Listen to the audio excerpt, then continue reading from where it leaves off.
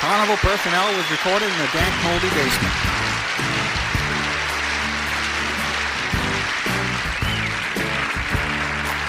Joe and Jacques, it's Carnival Personnel. Joe and Jacques, to their wives this show is their personal hell. Well, the show sounds the same every single week.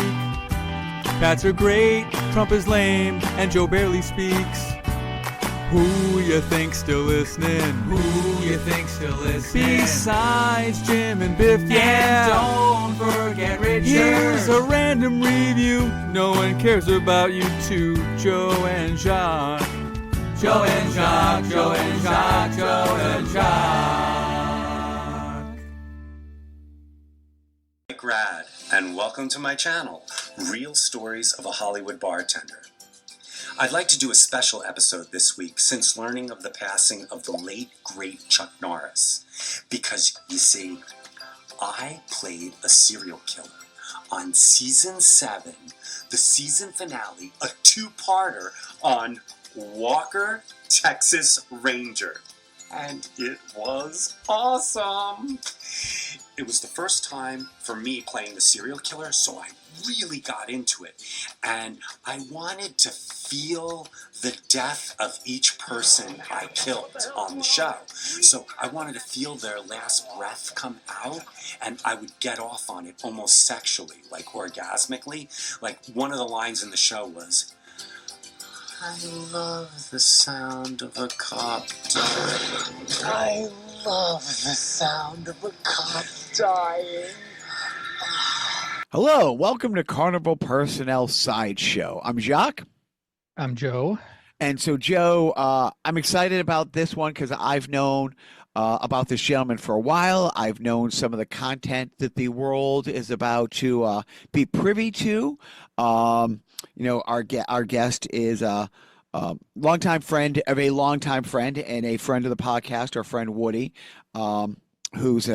Woody is an amazing editor. He's been editing probably like at least close to probably 45 years. Went to college for this way back when, and he's done a lot of amazing things. And a friend of his has been trying to put together a YouTube channel that just launched yesterday.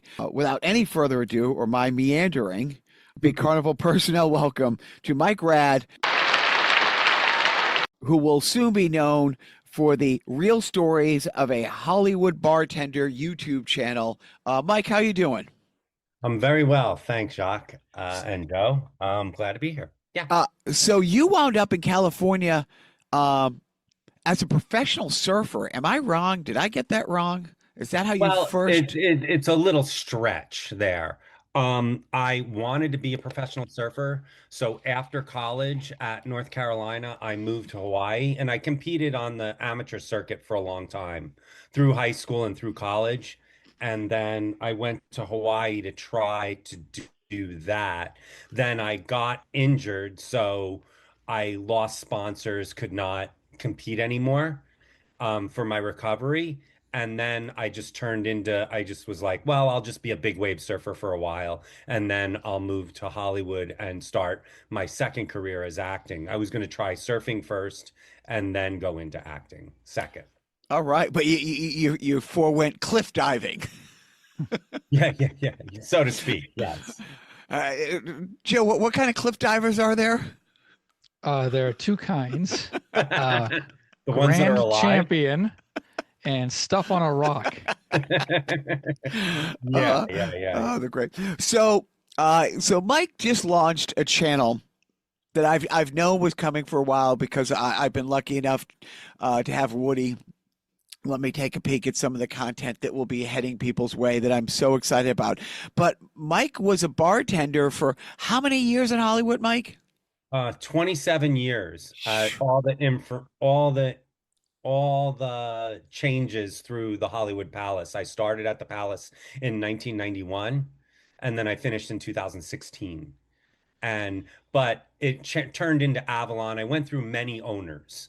So I went through many, but I always tell people, like, they go, oh, do you like Avalon? I go, it's not like the 90s was. So that's how I got into doing thinking about the YouTube channel was I need to write all the like one of my friends, good friends is Molly Shannon, and she wrote her book and she goes, "You have so many stories from the palace, from Kurt Cobain to all the rock stars and stuff. You should, write those stories down as a book." So I started writing the book and I go, "Oh, I could piggyback this with a YouTube channel and just do little stories as I go through too, as I'm writing everything down in the book." So, and then I ended up having hundreds of stories that I have to edit for the book because there's so many. Wow. Yeah, I can imagine. It's weird that you were a bartender in the early 90s and yet no cocaine ever went through the palace, not once. Oh, that's not true. uh, that's so you were going to wait until a bunch more content was ready to go so you could roll it out, but you launched the channel a little early this week with the passing of the late great Chuck Norris. Yeah. And you have a great Chuck Norris story. So this wasn't a bartending story. You were on Walker, Texas Ranger. Yes, yes. And it was when I can just relate it because I'm trying to cut the stories down for YouTube. Like they're 5 minutes, they're pretty long. But I was bartending at the Palace when I'd get these jobs.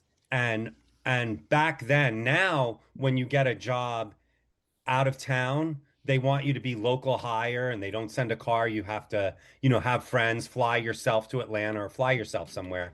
But then they flew me to Dallas to do it. And I'd have a car. And I even made the car after the Walker, Texas Ranger drive by the Palace and on the way back. And they drove by it. And I go, "That's where I'm going to turn into a pumpkin tomorrow because I'm back behind the bar," after the whole Walker, Texas Ranger story happened, the whole thing. Uh, of all the stories you're about to tell, is there how are you going to roll this out? Just kind of random? Is it year by year? What is the plan for the channel and the rollout of the content? I'd like to roll out one episode per week and I could probably do that for a straight year. I have enough stories to do that once a week for a year. I think, I think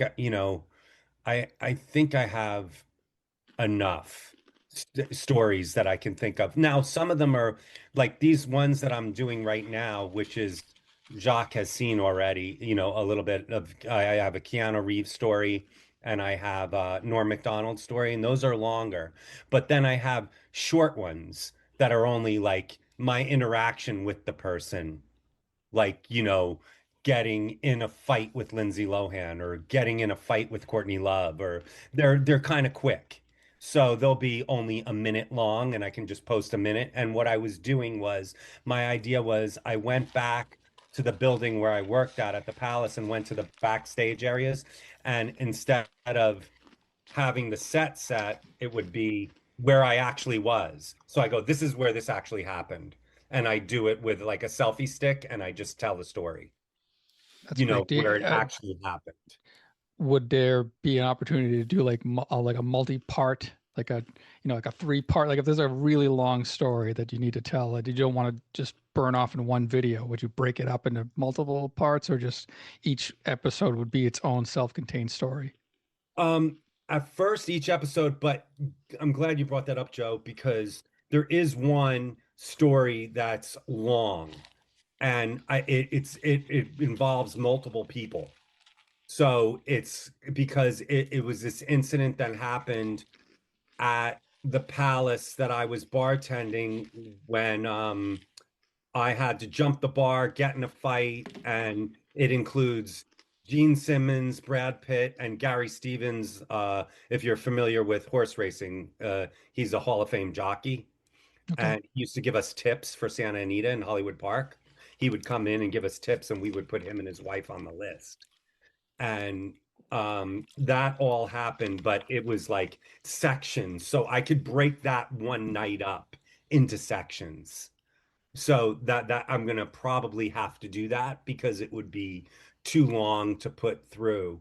But I don't know, how have you guys been with other YouTube channels? I'm really into this one where vocal coaches like analyze like Led Zeppelin and You different know, things like that. I that's funny you mentioned that because I was just watching one. It's called The Charismatic Voice. Yeah, And she's great. yeah, okay. She's great. She's great. There's another one from England that's really good, but I watched the Charismatic Voice. It's good because it's you're like, how does she not know that? Even though she's a great voice teacher, like she never heard Led Led Zeppelin, Zeppelin. Yeah, right. right? But But she it's she was in so the opera world. honest. Yeah, yeah. She's like in the opera world. So right. Yeah, and what I noticed is when I tried to do it, like it takes a couple of takes because I feel like I'm a good storyteller on stage, but when I'm doing it on camera for YouTube, I'm like, oh, let me take that again, and she's just so smooth. I wonder how many takes it was, and those things on the charismatic voice are so long. It Right. seems like she's doing it all in one take, but I don't think so. Yeah, I think for your content, you probably would benefit, and you probably have already put this together, but a script or like, bullet points of what you want to hit. Yeah, yeah. Well, that's the advantage of writing the book and doing like I did one man shows and stuff where I told stories. So I've told like for instance the Keanu Reeves story hundreds of times. So I could just do it now and I can do it. I can tell it in 3 minutes and in 5 minutes. Like I can time it out to cut it down for different venues when they'd want me to tell that story, like for stand up. I Hmm. could just cut it right. I know where all the beats are in it, so that's another thing. The staying on the singing breakdown one, is that the same woman who maybe a couple years ago I saw an operatic woman breakdown? I forget the singer of the band Tool, and she was just so blown away Yeah, by it the might have been singer her. from Tool, and just breaking out because he sings kind of at a 90-degree angle. It's like turn aside, and she's like going through his organs. It's like, it's like, I don't understand how he can do this with his body contort. Yeah, those sites are really fun. I do like those, but is there some stories that you're really, really looking forward to filming and putting out there that you're going to wait to the channel like get some tractions, or are you going to try to use front load some of your favorite stories or the stories with the bigger names up front?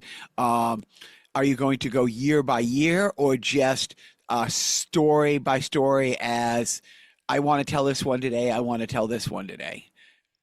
I think it's both, Jacques. I think it's like um of course I have like I'm excited to tell so many of them. Like I can't wait for people to see them because it's such a new venue than inviting people to a stage show to tell the stories. This is much more I'm finding it, oh, I can open up to such a bigger audience, hopefully, that people could see these. So am I am I haven't thought about timelines. In my book, everything starts at the beginning, when I get the job at the palace, so I did the stories in order. But this, I don't think that's going to be so much orderly unless, unfortunately people pass away. You know what I mean? Like, or something's timely, Right. I'll do it. Like, like I have a story of me and Sam Kinison and Guns N' Roses together at the Rainbow. You know what I mean? Like I have a story like that. I have I have I have countless fights with Paris Hilton at the bar. And I used to think her and her sister were the devil. Like I thought they were possessed. I hated them so much. I was like I would physically get sick when they came in. You should put the Paris Hilton ones behind a paywall, like a tier one. If you subscribe to my channel, you get a little bonus series, because there's, seems to be a whole lot of material to mine there. Yeah, there is. Yeah, And they Patreon Nikki Hilton stories, like. yeah, I saw her and I just like I wanted to just I mean, and it wasn't just me, the entire staff was like, God, please do not let them in. You know, like, And now, will you also be pulling stories like with the Texas Walker Ranger from the different shows that you've been on and movies, or are you going to just yeah, I keep it in thought, the bar world? right. I wanted to keep it in the bar world, but then Walker and Keanu start off before I started working there. And then Keanu goes into the bar too because his band Dogstar played there. But um, yeah, I thought about that because I was like, once I get the branding up, I'll tell like Buffy the Vampire Slayer story about me making Sarah Michelle Gellar cry and Gee. me and Josh Wheaton going, "What did you do?" You know what I mean? Like whatever, you know, like stuff like that. And yeah, I have a lot of there's some, but I'm trying to keep it at the bar, and it's gonna like instead of mostly actors, it's gonna be rock stars. It's gonna be, you know, David Bowie, Iggy Pop, Kurt Cobain, Axl, Jane's Addiction, you know, all these things. The time I got kidnapped by Motley Crue. Yeah, because I was bartending and they made me be their bartender, and I went to this party at the Argyle Hotel with them, and it was Caligula. Okay, all right, Fully, fantastic. like I go, oh, this really happens. That's Like the title of a everybody's book. naked Yeah. and everybody has cocaine and everybody's getting fellatio. Okay, it really is like that. I thought it was a dream, but it actually happened. So, you know, like I could say all those crazy things that I saw, which Um, is like, and some stuff, like, I'm not saying like I was goody goody, like I mostly was a fly on the wall seeing it, but some stuff I partake, not with Motley Crue, but, you know, with other things that happened. It's Like, very rare that you partake in your kidnappers, events. Like, yeah. I I wasn't was going to do kidnapped by that. Motley Crue, but then you know what? They grew on me, and Yeah, right. Yeah, it was like, what's that called? Like Stockholm Stockholm syndrome. syndrome. Stockholm Yeah. syndrome. Yeah. And then there's another story of like, um, I went to during Man on the Moon when they finished that, Jim Carrey bought out Six Flags for nighttime, and everything was free. So Wow. I knew the makeup artist on the film, so she took me. And riding all those rides and sitting with all the people that were at that thing, like I was the only non-famous person other than the crew, you know, that was there. And it was at night and everything was free and all the food was free. And it's just crazy stories of Ed Norton and all the people that were there. It was pretty amazing. So that's like a fun, but that's not really a bartending thing. So that goes back to Jacques. I'm gonna have to mix it with other. I might as well throw everything in the kitchen sink at it. But I think I don't know. What do you guys think? Should I stay with the bar for a while before going abstract outside the bar? No, I think the bigger names and the bigger stories, because you're telling them from your bartending point of view. I mean, that's where most of these people you met, but also like, yeah, I mean, you've been on so many different TV shows and movies, and people love those stories. So I wouldn't limit it to the bar, Limited, yeah. to the Like I bar. think I'm really excited about like when you said Tool because I kind of started with those guys and with Rage Against the Machine.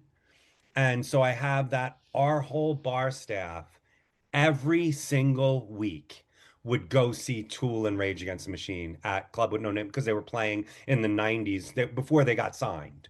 They were always playing together and we were friends with them and we'd always go to those shows and all the stories from those shows until they got signed. And I remember specifically, I was just thinking about it. We would go see them and it would be just our friends, you know, and just a couple and their friends and the people that were just getting to know the bands, you know, not really, they were just building a following, but not really. Every time you went to the show, you saw the same people, right? Mhm. Then we had Ice-T and Body Count play the Palace, and Rage Against the Machine opened up for them. And and I remember we went to sound check to talk to them and stuff and say hi, you know, we're excited for them that they got to open for Body Count. and they did their set, and Ice-T was in the crowd, just jumping off the jumping off the like partial of the stage barrier, and just kept going around and moshing by himself while they were doing it. And I go like this, I go, everything's going to change for them after the show. And that show, we would go see him at this place, Club Lingerie, every Thursday because it was 3 bands for $3. And that's where Jacob Dylan was the door guy and at the time. And we would go there and see them. And the next week after that show, the line was down the block and past the post office. I go, it's over. They're huge now.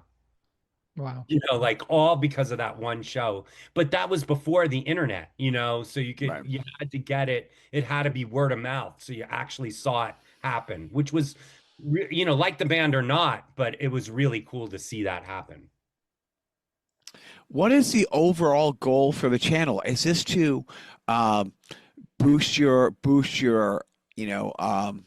do you want to take this and start doing live shows with this? Is this to kind of boost your acting? Is it to get into the storytelling world, which over the last few years I found out like how huge the storytelling world is, like the Moth and all these other like platforms for that. Do you have certain goals that you're trying to accomplish with the channel? Well, the goal is, yes, all of that stuff is going to be, if that all happens, fine. I'm happy with it. But the goal is to get all the material out there. And it's kind of like when I did a stage show about my uncle who was a tugboat captain in the 40s and 50s for the family. And it was just to get it out there and do it in New York and get to see the family members to see it. That was the goal of it. And then everything that came out of that that helped my career was like just whipped cream or cherry on top type thing. So yes, I want to do it, but I want to figure out how to monetize it and make money. And the reason was like when we were talking about the charismatic voice, she makes a huge living at that. And I was like, all right, how can I do it like that? And with what I have to offer. She has that one thing to offer and she's fun to watch, but how would it be that I would be fun to watch and they'd want to hear the stories? But I think they'll be excited about the stories because I just try not to keep them, because I know them all so well and I've written them down that I can edit them and just get to the pinpoints of them. And actually, Woody's helped me with that because the first ones I sent him, he's like, it's too long. You're going into, like, if you're going into Norm Macdonald, don't start talking about Sam Kinison. Don't start, like, when something reminds me of somebody else, I start saying it.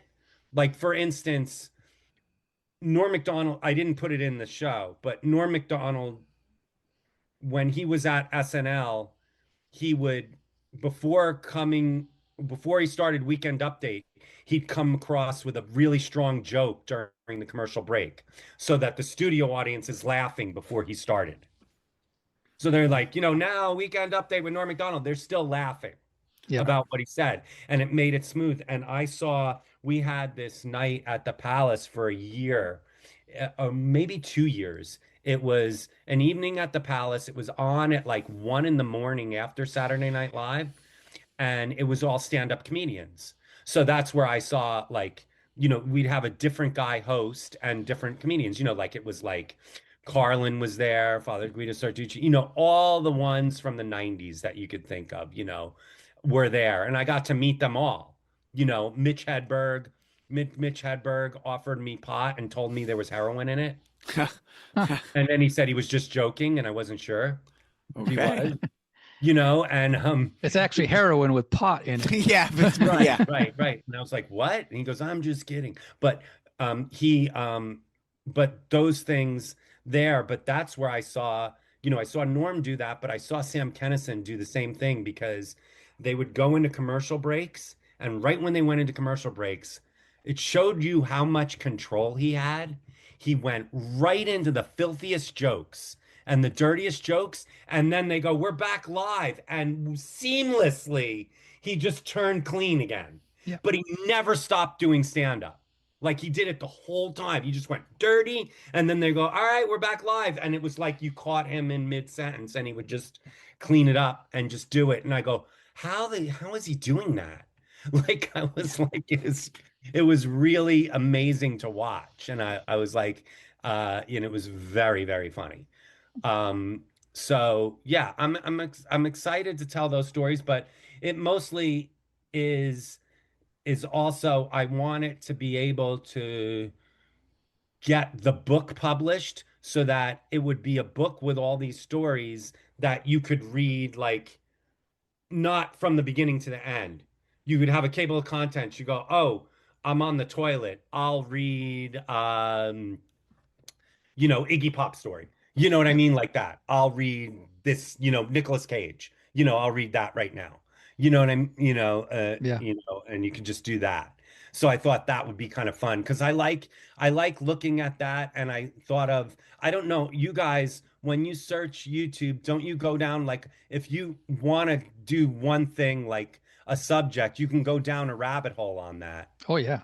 And I wanted to Absolutely. be part of that because I would go down the rabbit hole on Norm Macdonald, and I was like, well, why isn't my story there in the rabbit hole? You know what I mean? Let's let it pop up so they can see it too. Because I get into those stories. You get into, if you hear something, you're like, oh, and I like to even hear not just the person, I like to hear stories about them when they worked with them, like what were they like from other people's perspectives. I find it as a fan, so I was like, all right, if I'm a fan of it, maybe it'll work because I'm already a fan of it.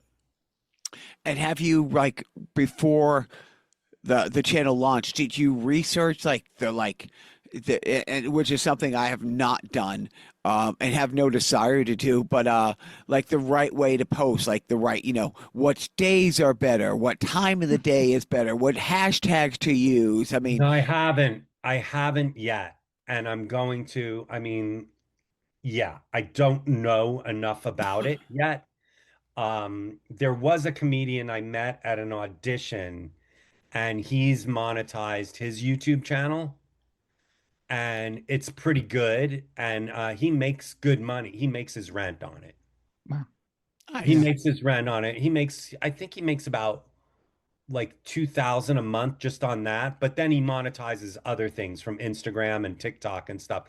But just his YouTube channel, he's monetized it, and it's good, it's funny, but I'm not saying that I'm better than him. He's a good comedian, but I think my content is way stronger. Yeah. I You think it'll come know, down to just production and like how you visualize these stories because the stories are compelling. I saw the one with Chuck Norris, and it's compelling because you intersplice the actual footage of your episode in the story. So there's a right? lot of, it's not just you staring at the camera, relaying the story and then leaving it to the viewer's imagination. There's Like that's actually, thankful to Woody to have an editor that'll do that for you because that's a lot of work. From a non-editor person that doesn't know how to do it. So that's why I'm a little worried about the short ones because I'm like, Woody, can you add this? Like, does he have time? Because I'm gonna be like, I yeah. have So to you, figure out how to do it myself.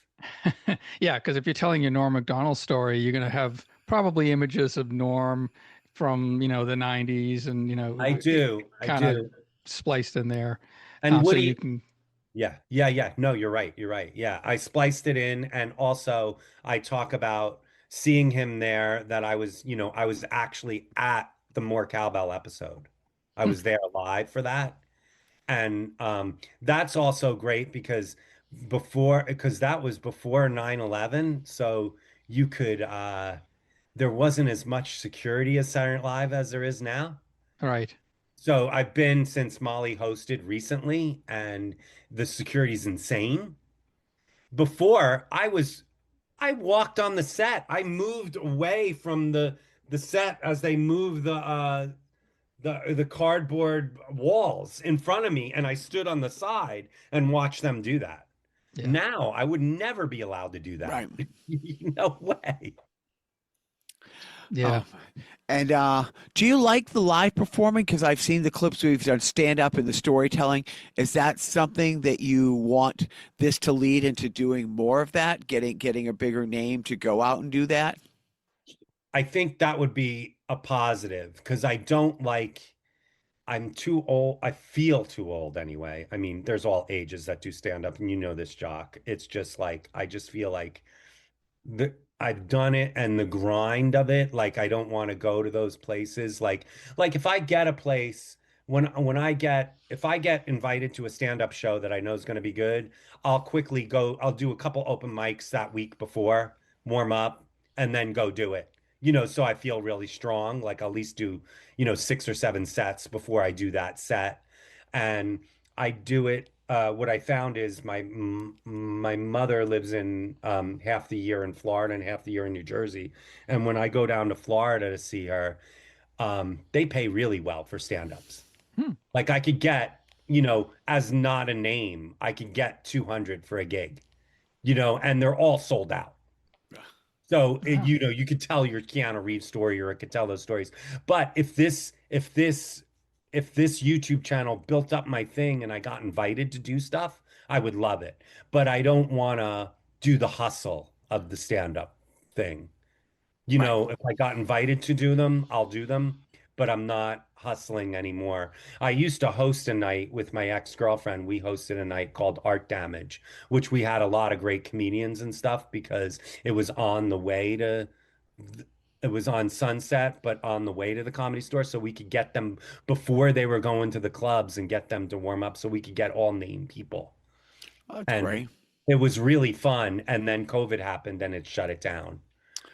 Yeah, because there's more and more, here in New England, you'll see different flyers that different, internet, social media personalities, not necessarily comics, are now doing appearances at these comedy clubs where, well, and then on the other hand, there's a guy that I just did a show with, on the socials. He's New England Dad, and his content is very, very funny, but but he's a different kind of comedian than his persona that he's cultivated, on his Instagram and TikTok handle. But I see a lot more people who are known for their YouTube channels, or people that my sons have been watching on their YouTube thing, who just now are just doing public appearances. They're basically just, doing these tours where they're just telling the same stories that they told or similar things,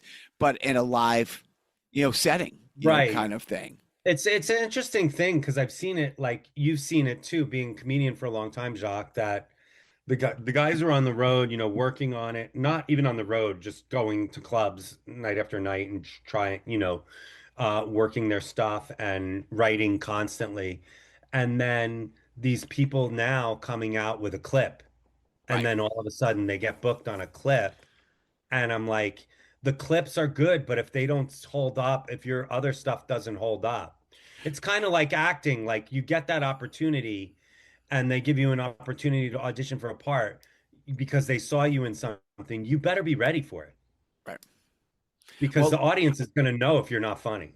Well, lots of times they aren't, and some of the younger, like TikTok people, who get these shows, it's fine because the people are coming, so the clubs are full, but the shows are really short, and basically people who come to those shows in some cases just are coming to the show so they can wait in the line to take the selfie with the personality after. Like Wow. you're right, and it's kind of like there's a couple comedy bookers and comedy clubs that I know here in New England, a couple of the bigger ones who have booked these shows, and it's like, yeah, they're technically sold out, but they're not really shows, and it kind of hurting the brand of comedy overall. But on the other hand, like Joe, who's the guy from The Price is Right who I saw a little while ago? Oh, The voice. No, no. yeah. The Jeff. No, what's his name? The The voiceover. announcer. The Yeah, he's announcer the guy. announcer on. Yeah, George Gray. George Gray, yeah. And he was great. I mean, he actually was at Nick's Comedy Stop, and he wasn't really doing stand up per se, but just telling these funny stories about what it's like working. And, his big story was at the Showcase Showdown. It doesn't matter what prizes you offer. If one of them doesn't have a car, you're a piece of shit. So like you can have, a trip around the world, $1 million in cash every year, all of this.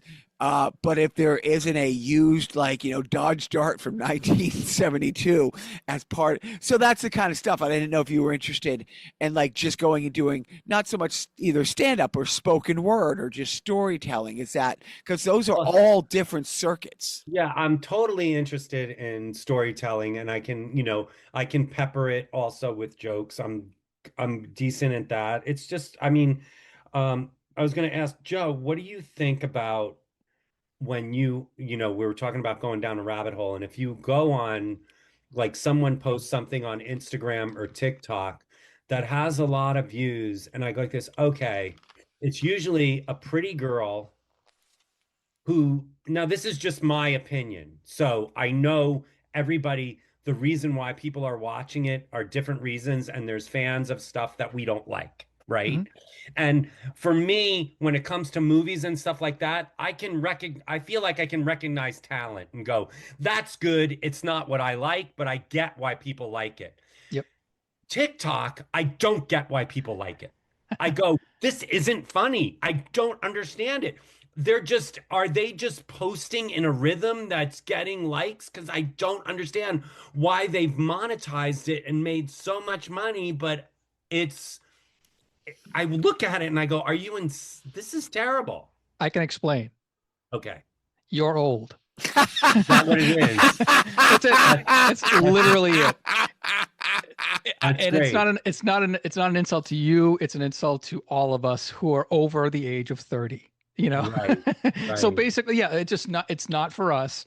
It's a different delivery system. It's a different way of ingesting media that younger people have been given over the past 20 years, 10 years, 15 years through social media. It's just a different way of, it's a different mindset, different frames of reference. What's funny to us is something that harkens back to something that we grew up with or something that we're familiar with, right? So TikTok is completely foreign to us as adults because we're generations removed from this type of media. So when you see somebody on TikTok kind of doing something goofy or quirky, and it's this isn't funny. Why is this getting 1 million likes? Some of those are probably purchased likes, some of them are, and then, but yeah, you're right. I think a lot of it has to do with the looks of the person delivering the message, Well, and yeah, the attitude. Yeah, you see the common one over and over again I see is a pretty girl dancing and making goofy faces. Right. Look Right. how stupid this is. And then maybe her boyfriend or somebody in the background laughing at her. Yeah. And it's all driven by the algorithm she's because making goofy faces. She's not funny. yeah. I don't really get it. I mean, she's pretty. Is that all that is? I don't know. Yeah, But it's a machine that operates on a different wavelength than you or I can understand.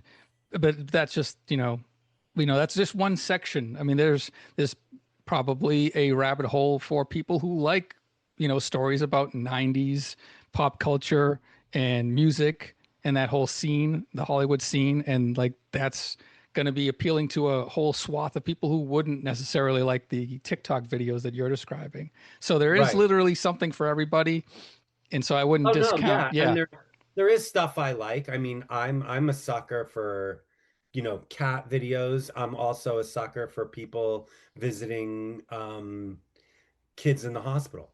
Yes. I'll watch that and cry. I go, that's Yeah. or or soldiers coming home with pets. I love all those things.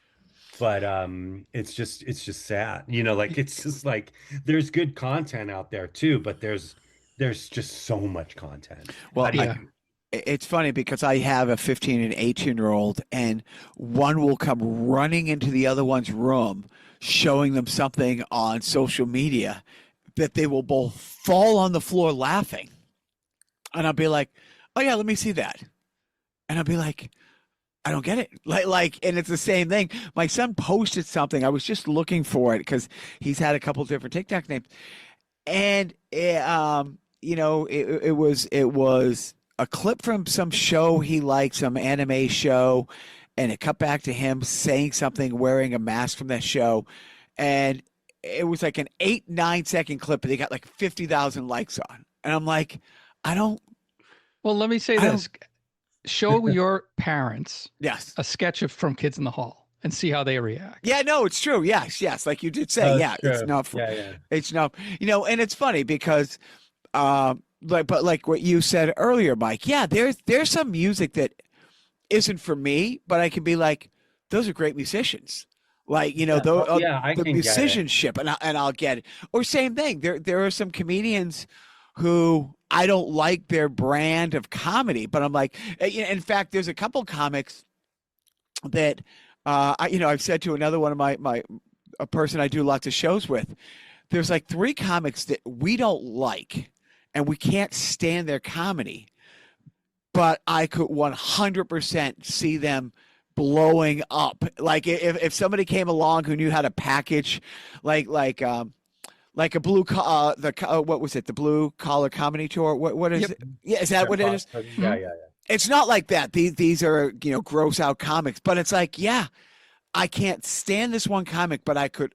If they blew up, I'd be like, yep, I get it. I can see why an audience would get that. Even though it's not for me and I don't like it, I can respect and totally see it's like, yeah, they could, and their ceiling is so much higher than mine is going to be because of the kind of comedy that I do. And I get that.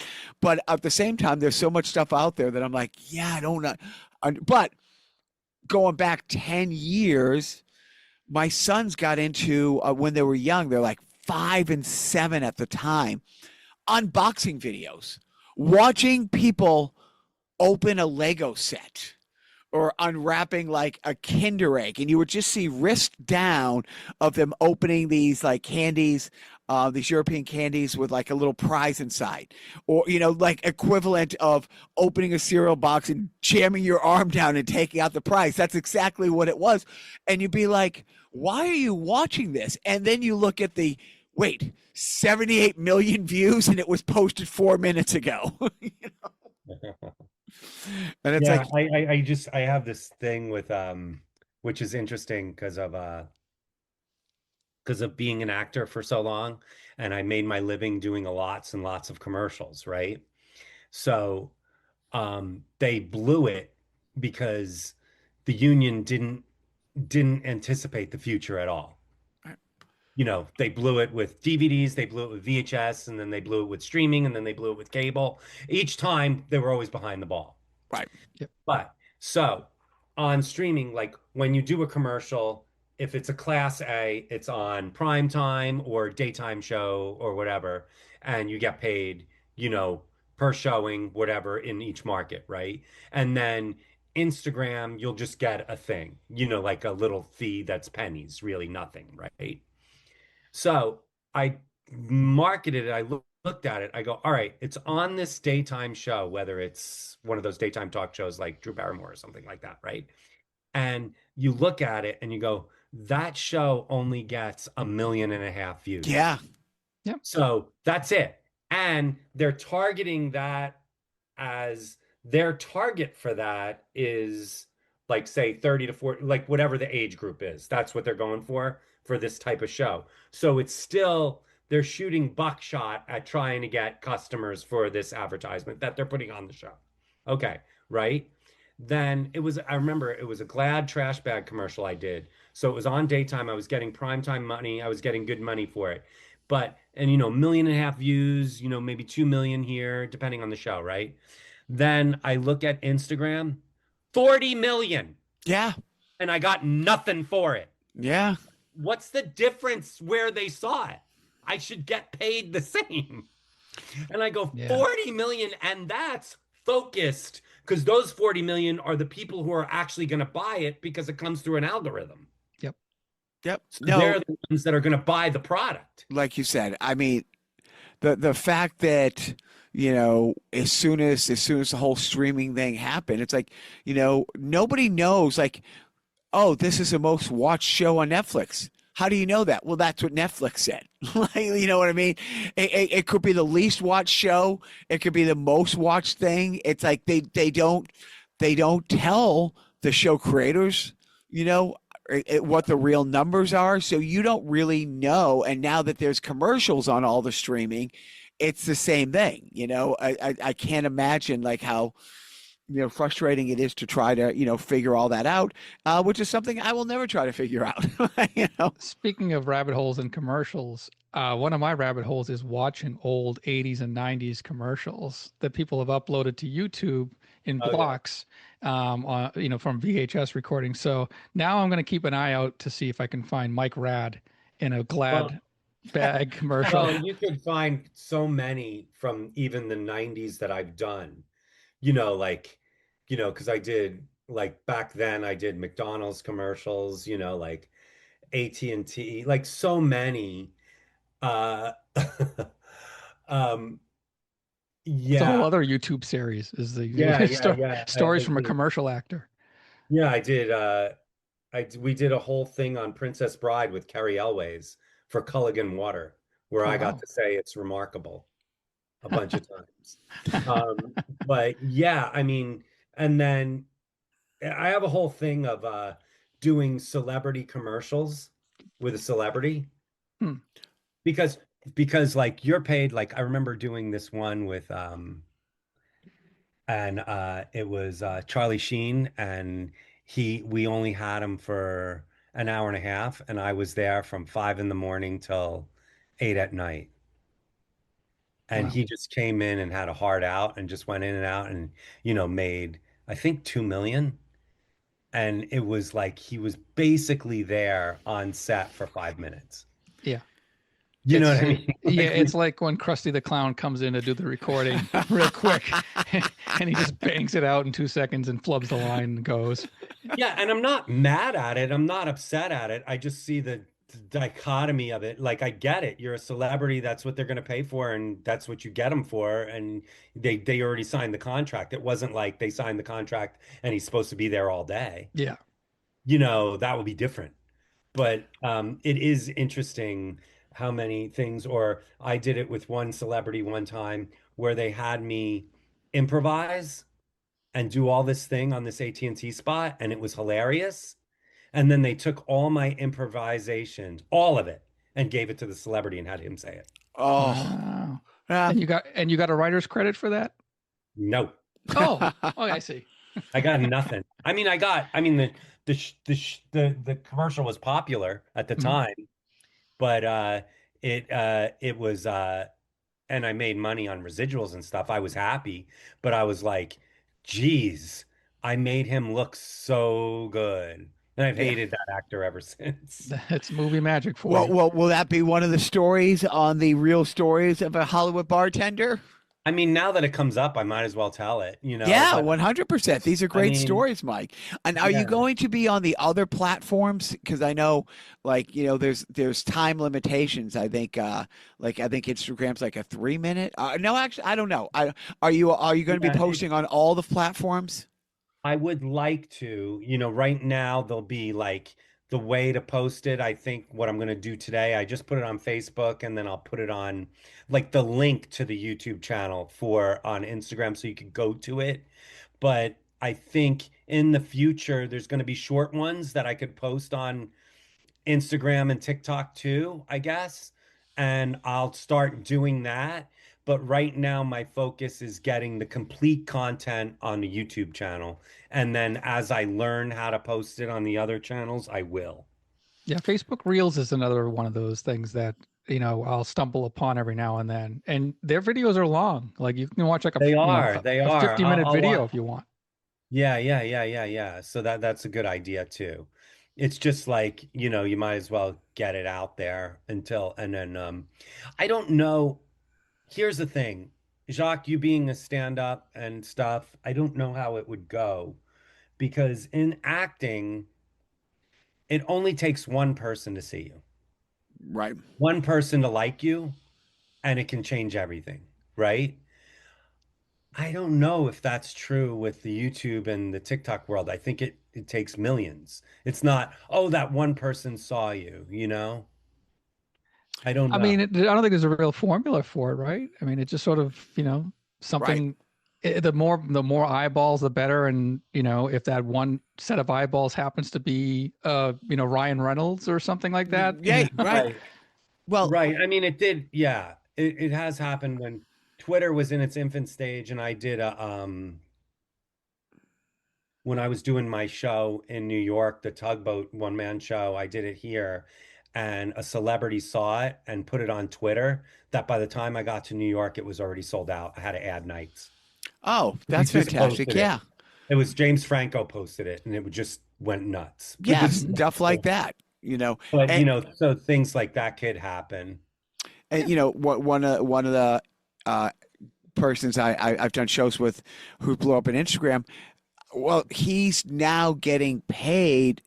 He quit his day job, or stopped his day job because he is now creating content for companies. Like they want him to do he has a very specific brand and style of which he does these funny little monologues that they're having him do just for their products. So, and not one company. There's a whole, thing behind that where that's become his job now. Like he's still doing his content for his channel, but in that same character he's now doing it. So you don't know what doors are going to open up, but I'm so excited because like I said, because of our mutual friend Woody, and me trying to do some different editing things, like Woody's like, hey, let me show you what Mike is trying to do, you guys. And so I've been watching this for a while. It developed, I'm so excited for you. I think it's going to be great. I already subscribed. I don't know if I'm the first subscriber, but You might be. I know.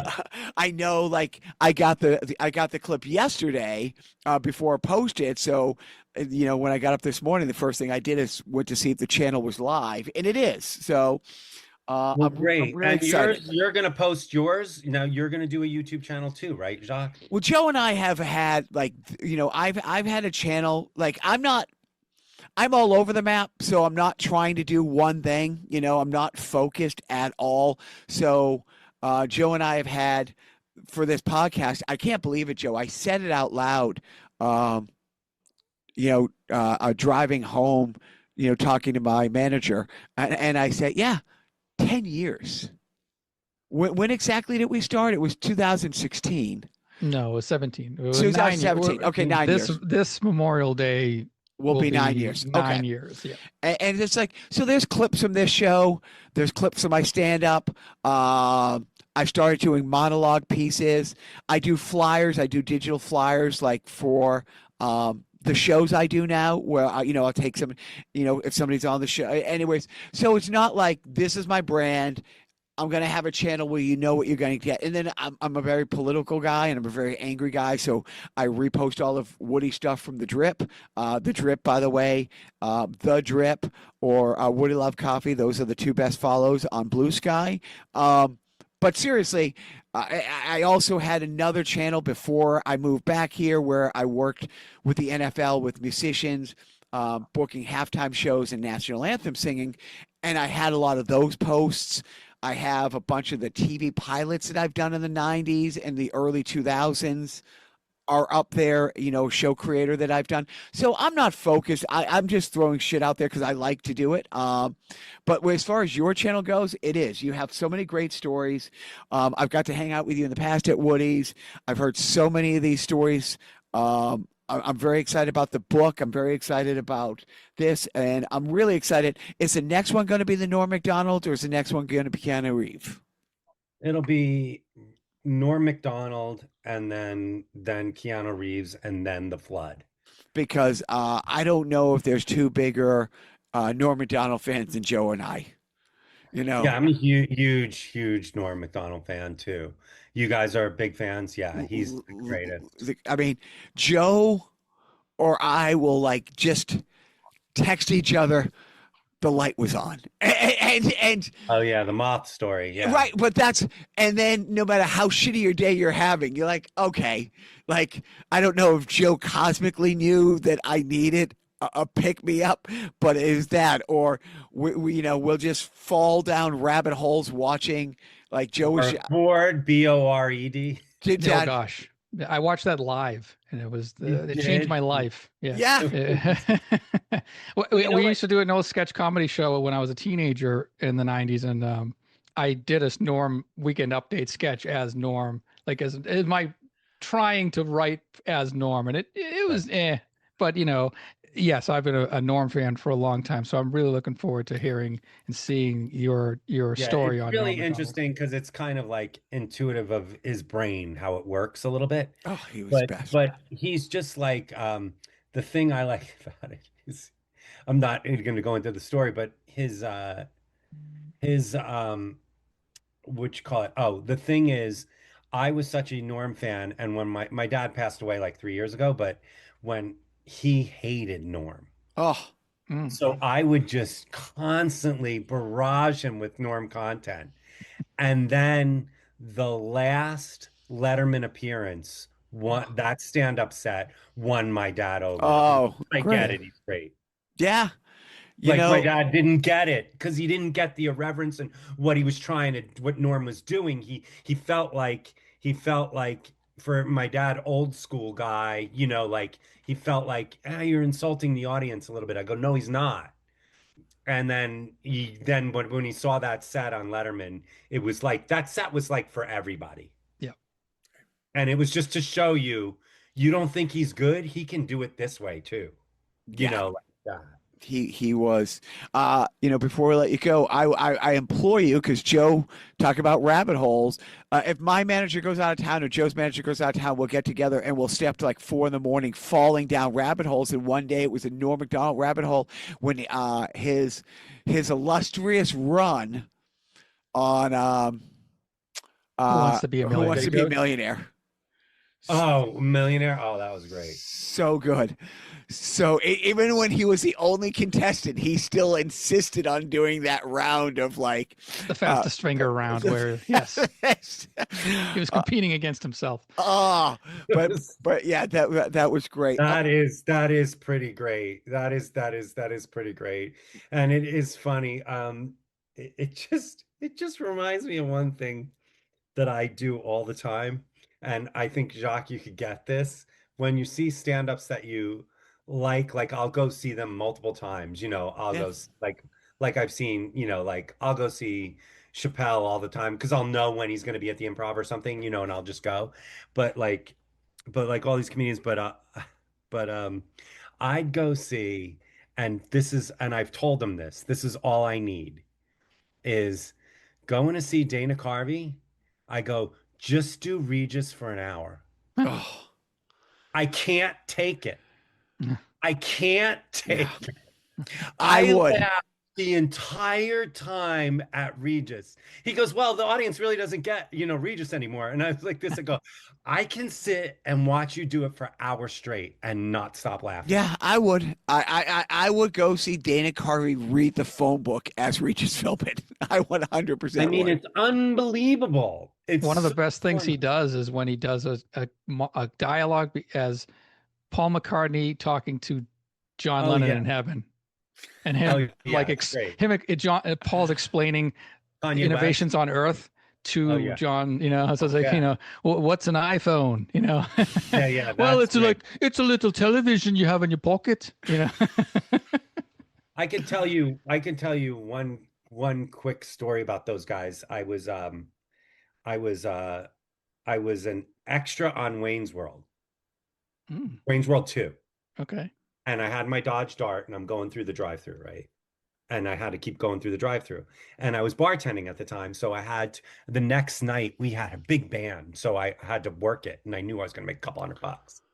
So all of a sudden they didn't get the shots completely. They still needed my car for the next day. And I was like, oh, you can't, like I go, I need the car, like I have to work tomorrow. I was only signed for this day.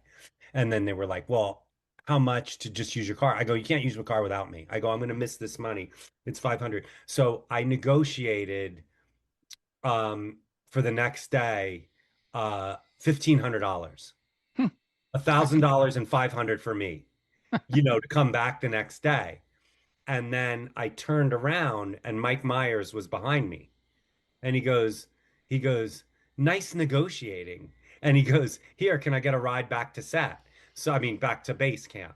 So he got in the car and I drove him back to base camp. So then cut to on that Saturday Night Live, Molly's hosting and Dana Carvey shows up. And I go, I told him that story.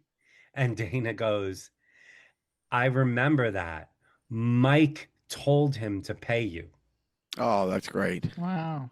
That's Yeah. fantastic. Mike, Incredible. congratulations on getting the channel up and going. Real stories from a Hollywood Bartender. Hopefully I might be in your neighborhood tomorrow. By the time this post, I might already be out there with you and Woody. But Joe, you got any final thoughts here, Joe? Well, when I was watching the Walker Texas Ranger story that you posted, I was thinking, now I wonder if Mike actually made it as one of the Walker Texas Ranger clips that Conan O'Brien would play on his show. Okay, Yes. I did not. And Hmm. it's funny you said that because I have a friend, Dan, if I get his last name right, he's a writer and producer on Conan Late Night. Okay. He was also part of the, if you saw that sketch, Mix Nuts. Oh, yes. The Slipknot Slipknots. guys. Yeah, the Slipknots. Yes. Slipknot. Yeah, and he just recently wrote on for Conan for the Academy Awards. So I contacted Dan, I send him a message on Instagram saying, "Hey, congratulations on the writing. You crushed it." And he was like, "Oh, thanks, Mike." And then I sent him the Walker Texas Ranger and I go, "I wish this got on Conan." He goes, "Well, if you knew me then, I would have gotten it on." Because there were so many episodes, there's no way they could find them. You know what I mean? I would have got it on. I wish it was on because every week I would watch it going, are they going to pull mine?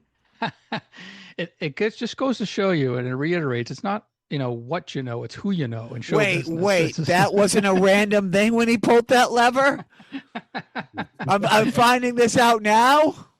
Come on! Sorry to pull the curtain back, Yeah. But Although that's funny you said that, though. Yeah. Yeah, and it was just fresh on my mind because when Chuck Norris passed, I immediately had to show my younger sons, my sons who were like in their 20s, like the Walker Texas Ranger bit on Conan. Like this is what this was entertainment back in 20 years ago. Right, it was just, right. reaction videos to Walker Texas Ranger. But yeah, the thing that I found out when I went and did Walker was his stunt guy looks just like Chuck Norris, except he has like a leg tattoo and he looks just like him and he does all the major stunts. So that kick in Good Guys Wear Black, if you remember, if you guys are age appropriate, when he kicks the car, it's the stunt guy. It's not Chuck. Oh, yeah. I wouldn't be surprised if Chuck Norris just had body doubles walking around all day long, in real life, like Saddam Hussein. Yeah, he's the real deal. He could really do it, but the stunt guy did all the real big stuff. Yeah. So I mean, you know what? R.I.P. Chuck Norris. But Mike, it was awesome having you on our show. Thanks, guys.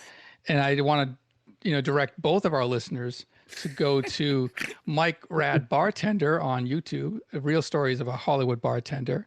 Just one video right now, but get in on the ground floor, guys, because this is going to take off. Coming. Yes, it's going to be fast and furious, and I'm so looking forward to the Norm Macdonald story.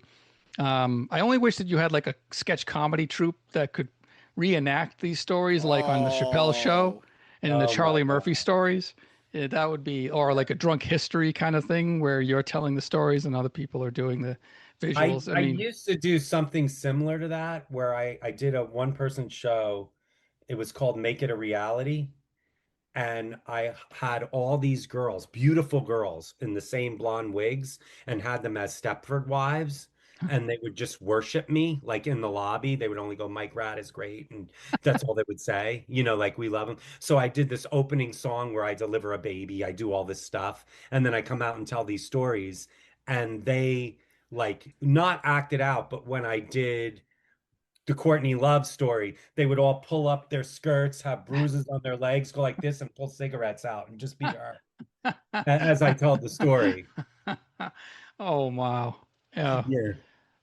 Poor Court. Yeah, I hope there's a Courtney Love story. There is in a the major mix. one, Oh, and it's gosh. everybody's favorite, so it's insane. It's Can't. literally insane. So when you hear it, you'll love it. I would expect nothing less from a Courtney Love story. Yeah, it's out of control. It's out of control. Yeah, it's gonna. I can't wait. Well, Mike, thanks again for coming on our podcast. Oh, Again, Mike Rad Bartender on YouTube, Real Stories of a Hollywood Bartender.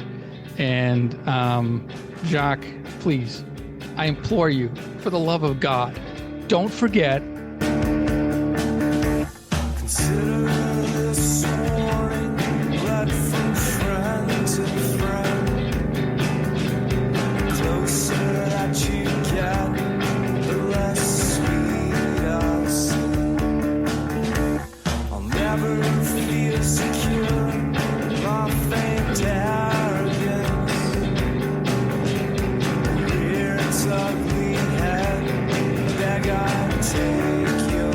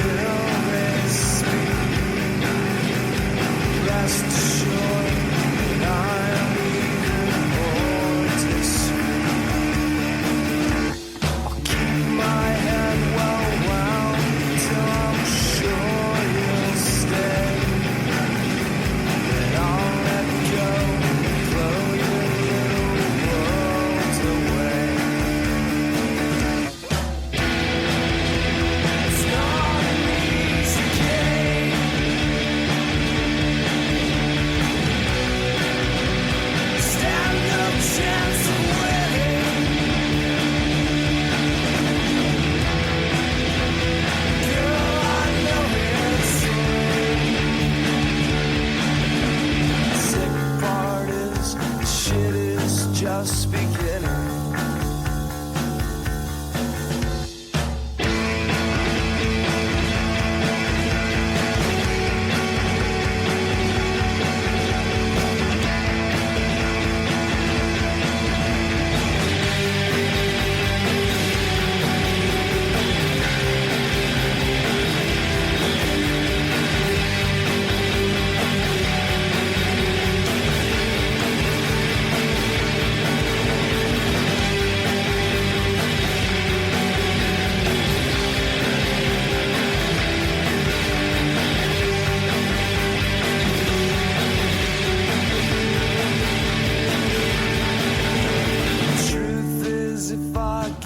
Myself to you, you'll find that everything I gave was better left behind. If it's good, I'll run away. If it's bad, I'll have to quit. Far, far better off if you just rinse and spit.